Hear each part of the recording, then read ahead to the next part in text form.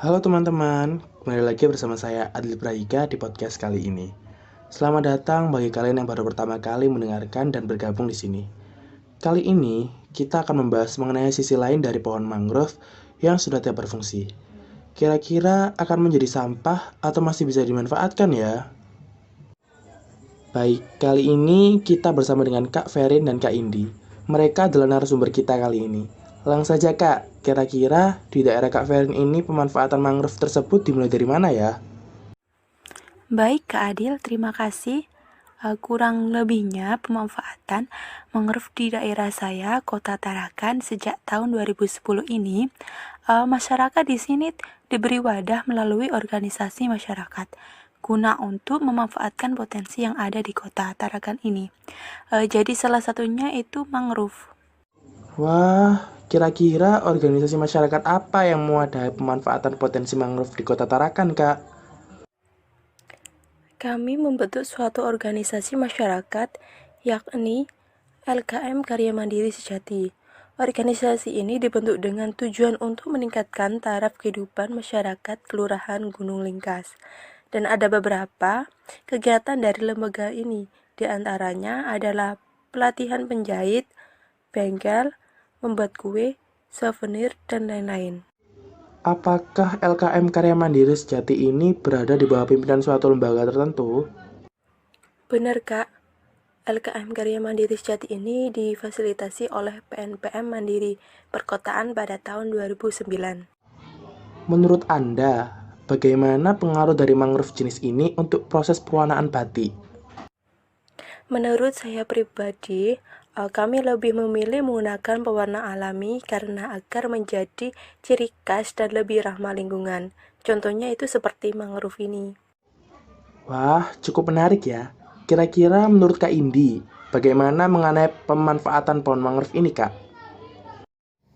Benar, penggunaan pohon mangrove yang sudah tidak berfungsi di pantai akan sulit terdekomposisi, apalagi jika dibiarkan begitu saja, maka akan menumpuk menjadi sampah. Berarti dalam pemanfaatan mangrove ini yang digunakan adalah limbah mangrove ya, Kak? Benar, Kak Adil, hutan mangrove ini memiliki fungsi ekologis yang dapat melindungi pantai dari adanya gelombang laut yang menjadi penyebab abrasi. Hutan mangrove juga menghasilkan limbah, terutama beberapa pohon yang sudah tidak berfungsi lagi dan serasah yang belum terdekomposisi. Benar sekali, pengolahan mangrove menjadi pewarna batik ini memberikan nuansa warna alami dan motif yang indah. Di samping ini, kami juga bisa menjaga kebersihan dengan mengurangi pencemaran lingkungan akibat tumpukan pohon mangrove yang tidak berfungsi lagi. Kira-kira jenis mangrove apa saja yang dapat diolah menjadi pewarna batik, Kak Indi? Beberapa jenis mangrove yang bisa diolah menjadi pewarna batik ini seperti Rhizopora mucranata, Soneratia alba, Avicennia sp, Cheriops decandra, dan Lumicera sp. Di Kota Tarakan ini, pembuatan pewarna batik menggunakan limbah daun Rhizopora apiculata, kulit batang Cheriops tagal, dan limbah dari kulit buah Nipah fruticans. Boleh nih Kak Ferin menjelaskan cara pengolahan dari bahan-bahan tersebut gimana? Boleh sekali Kak. Cara pengolahan ini pengambilan ekstrak mangrove yang dilakukan dengan cara merebus bahan baku berupa limbah, daun Rhizopora apiculata, kulit batang Cheriops tagal, dan limbah dari kulit buah Nipah fruticans. Kemudian merendam bahan kain ke dalam larutan ekstra selama 15-30 menit. Setelah direndam, kain dikeringkan di tempat yang teduh agar tidak terpapar oleh cahaya matahari secara langsung. Lalu perendaman ini dilakukan sebanyak 6-7 kali.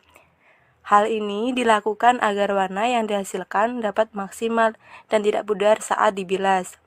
Setelah proses perendaman ini, Kak, dilakukan fiksasi menggunakan 3 macam fiksator. Berbeda dengan tujuan agar kain yang telah diberi bahan pewarna alam tidak mudah luntur dan dapat diperoleh 3 jenis warna yang berbeda, sedangkan jenis kain yang digunakan adalah katun. Wah, menarik sekali ya. Nah, kira-kira manfaat dari pewarna alami mangrove ini apa saja ya, Kak? Pewarnaan kain batik dengan menggunakan bahan alam memberikan hasil pewarnaan yang baik. lebih aman, sehat, dan nyaman digunakan tanpa khawatir timbulnya efek samping sebagaimana seperti penggunaan pewarna sintetik.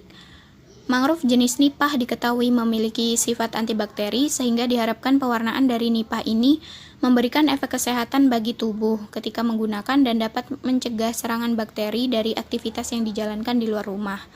Selain itu, penggunaan bahan pewarna alami ini juga lebih ramah lingkungan karena tidak menimbulkan pencemaran pada lingkungan perairan khususnya.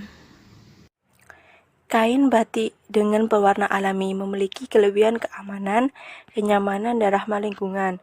Proses pembuatannya cukup mudah. Biaya yang dikeluarkan juga murah karena bahan baku yang digunakan cukup dengan memanfaatkan potensi alam yang ada di sekitar kita.